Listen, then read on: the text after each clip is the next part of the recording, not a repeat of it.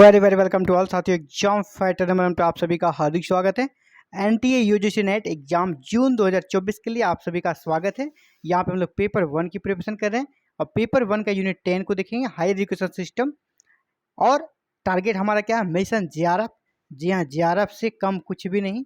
JRF मिलेगा तो ही सफलता मानेंगे, है ना। सिर्फ सिंपल नेट निकले उसका यहाँ पे कोई वैल्यू नहीं है। मिशन जेआरएफ क्लासेस हैं, तो आप बस क्लासेस के साथ बने रहें और आप भी जेआरएफ क्रैक कर सकते हो जैसे मैंने किया है। और ये 3 टाइम्स मैंने नेट का एग्जाम दिया है, उसमें 2 टाइम्स मुझे जेआरएफ मिला है ना। 1 टाइम आपको हमको नेट मिला है, 2 टाइम्स जेआरएफ मिला है। तो बहुत ही स्ट्रिक्ट वे से आपको पढ़ना है, बहुत ही ज़्यादा नहीं पढ़ना है। बहुत ही ज़्यादा पढ़ने वाले स्पेशल प्रिपरेशन करें दिल्ली वगैरह जाके, उनका नहीं निकलता है, क्योंकि बहुत नहीं स्मार्ट तरीके से उतना ही पढ़ना है जो आपको एग्ज़ाम क्रैक करा दें। आपको बहुत ज़्यादा यहाँ पर ज्ञानी बाबा नहीं बनना। ज्ञानी बाबा करेंगे देखेंगे यूनिट को आप पढ़ते पढ़ते महीनों लग जाएंगे। सिलेबस देखा जाए तो बहुत वास्ट है, नहीं तो बहुत स्मार्ट तरीके से पढ़ेंगे, कटअप को देखेंगे, प्रीवियस ईयर क्वेश्चन को देखेंगे, कितना आप पानी में जाना है उतना ही पानी में आपको लेके हम जाएंगे। बहुत ज़्यादा आपको डीपली जाना नहीं है। चलिए आज के क्लासेस को स्टार्ट करते हैं।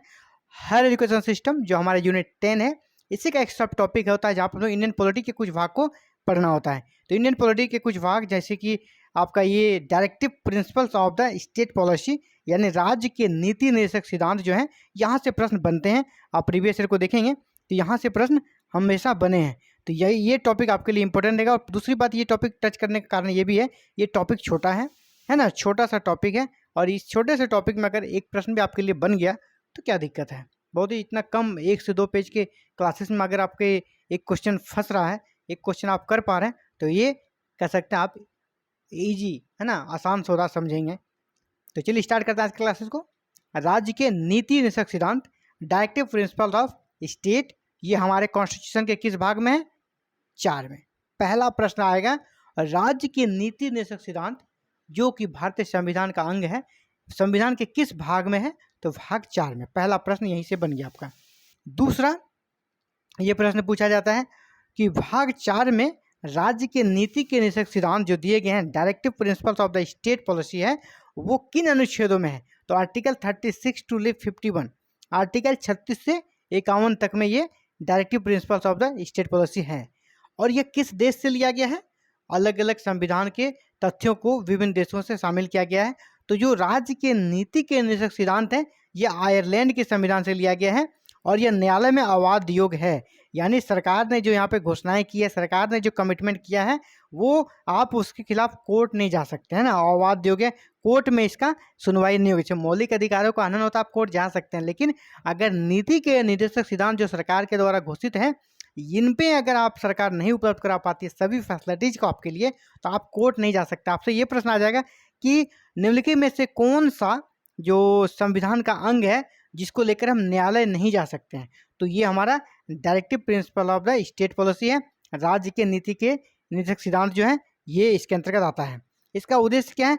कल्याणकारी राज्य की स्थापना। ये प्रश्न भी आया हुआ है, राज्य के नीति निर्देशक सिद्धांत किस प्रकार के कह सकते हैं राज्य की स्थापना की बात करते हैं? तो कल्याणकारी राज्य, या घुमा के इसको पूछ देगा, कल्याणकारी राज्य की, भारत एक कल्याणकारी राज्य है ना, ऐसा रहेगा, भारत एक कल्याणकारी राज्य है, इसकी कह सकते हैं कि आवाज़ आप किस भाग में देखते हैं? तो भाग 4 में देखते हैं।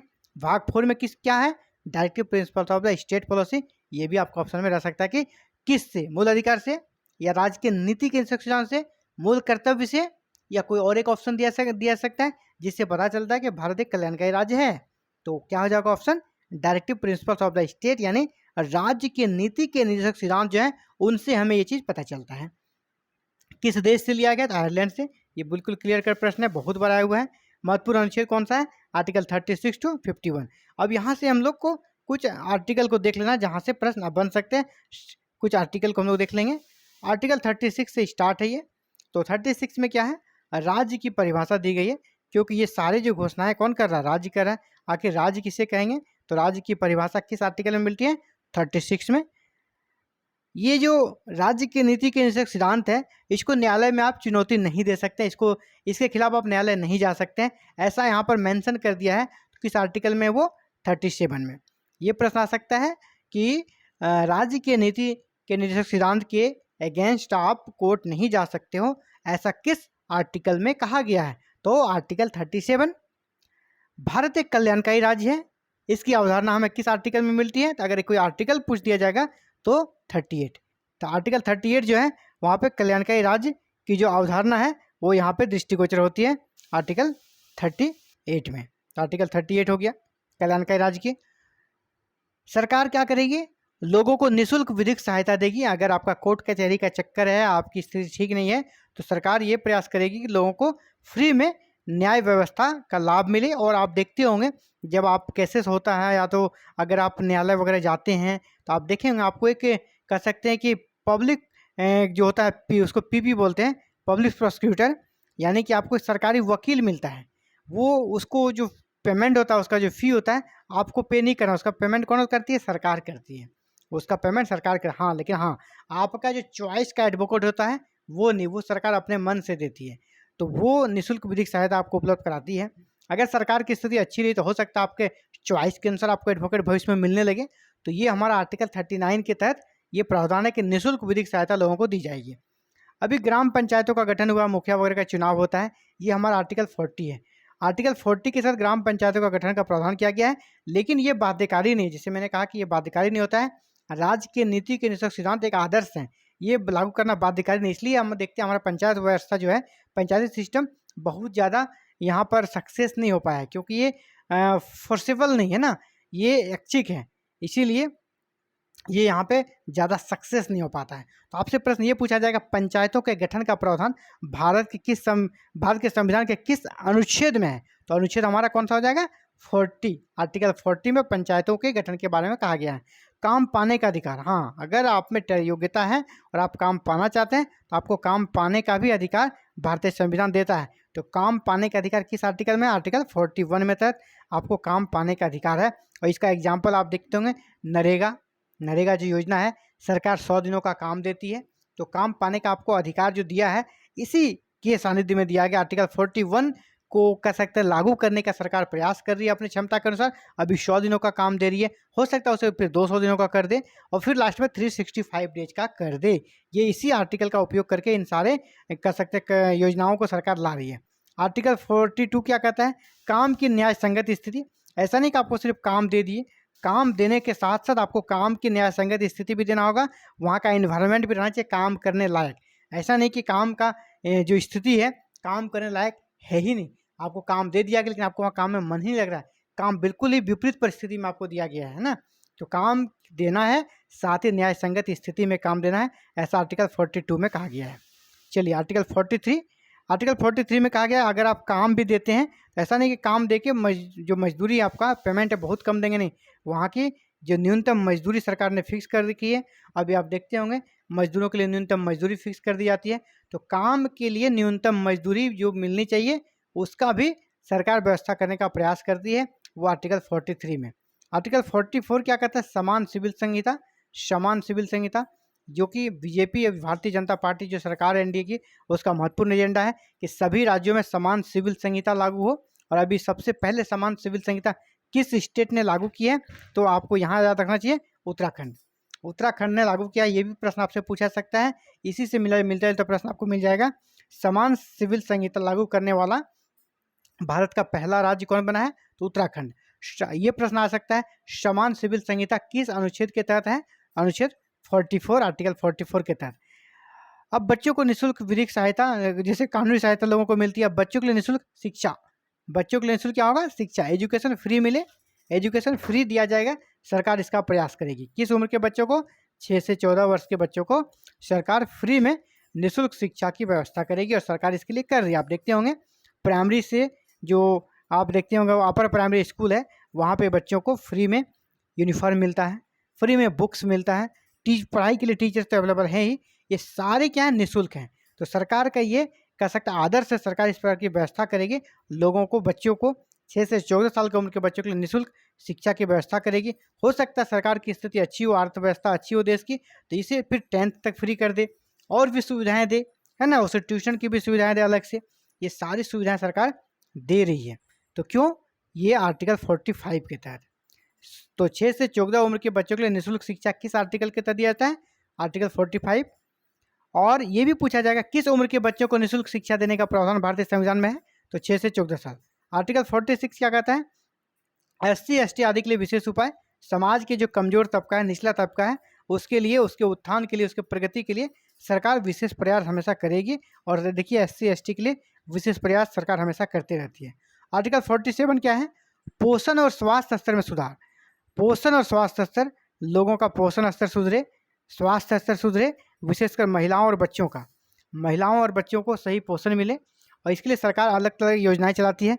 चाहे वो आंगनबाड़ी केंद्र हो, आंगनबाड़ी केंद्र में आप देखते होंगे कि जो पोषक वाले, न्यूट्रिएंट्स वाले सप्लीमेंट होते हैं वो बच्चों को दिए जाते हैं। इसके साथ ही जो गर्भवती महिलाएं होती है और जो स्तनपान कराने वाली महिलाएं होती है, उसके लिए बहुत तरह की योजनाएं चलती है ताकि उनका स्वास्थ्य का स्तर बना रहे। तो सरकार इसी आर्टिकल का प्रयोग करके इन सारी योजनाओं को लॉन्च करती है कि पोषण और स्वास्थ्य स्तर में सुधार हो। आर्टिकल 47। आर्टिकल 48 क्या कहता है, कृषि पशुपालन और गोवध पर रोक। कृषि पशुपालन का विकास करेगी सरकार, है ना, कृषि पशुपालन का देश में उन्नति हो इसके लिए प्रयास करेगी। देखिए कृषि के लिए क्या करती है, किसानों को फ्री में सीड्स वगैरह उपलब्ध कराया जाता है, तो उसके लिए ऋण वगैरह दिया जाता है बैंक से, और जो कि कभी कभी ऋण को माफ भी कर दिया जाता है। तो कृषि के लिए, पशुपालन के लिए आप देखते होंगे ब्लॉक लेवल से जो किसान होते हैं उसे गाय वगैरह फ्री में दिया जाता है। तो ये पशुपालन को बढ़ावा देने के लिए सरकार का योजना है। इसी तरह बहुत सारे देखते होंगे गांव में भी एक योजनाएं चल रही है, पशु शेड, जो गांव घरों में मिलता है ताकि वो अपने जो उनके केटल होते हैं, मवेशी होते हैं, उनको वहाँ पर रख सके। गोवध पर रोक, गो हत्या पर रोक लगाने का प्रयास सरकार करेगी, है ना। इससे क्या होगा कि एक तरह से कैसे जीविका का साधन मिल जाएगा गाय के दूध को बेचकर, है ना, और कृषि में भी गाय का उपयोग होता है, तो गोवध पर रोक लगाने का सरकार प्रयास करेगी। अगला है आर्टिकल 49, राष्ट्रीय स्मारकों का संरक्षण।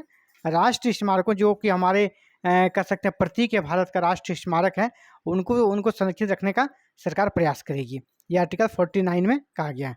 आर्टिकल 50 क्या कहता है, न्यायपालिका का कार्यपालिका से पृथकीकरण, यानी कार्यपालिका और न्यायपालिका दोनों एक ही व्यक्ति के पास या एक ही संस्था के पास नहीं रहेगा, दोनों का अलग अलग रहने से ही सही न्याय जस्टिस मिल पाएगा।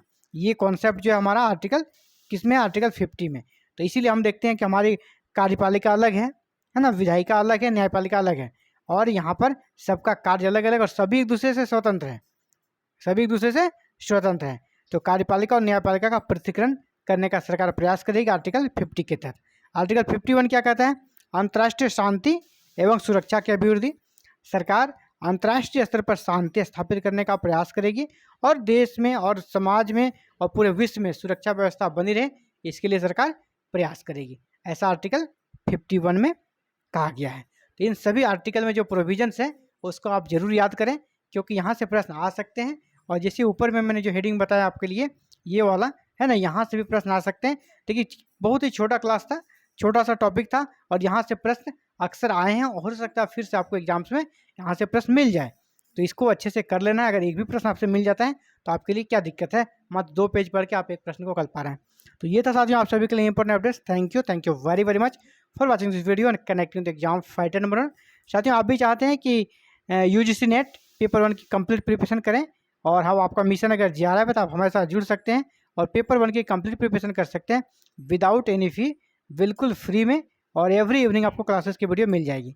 तो ऐसे ही आप क्लासेस को करना चाहते हैं तो बस हमारे साथ जुड़े रहें। हमारे साथ जुड़ने के लिए छोटा सा काम करना है, चैनल को सब्सक्राइब करें, बेल आइकन को प्रेस करके ऑल बटन को क्लिक कर लें, ताकि एवरी डे आपको क्लासेस की वीडियो मिल सके और आप क्लासेस कर सके और आपकी प्रिपरेशन शानदार हो सके।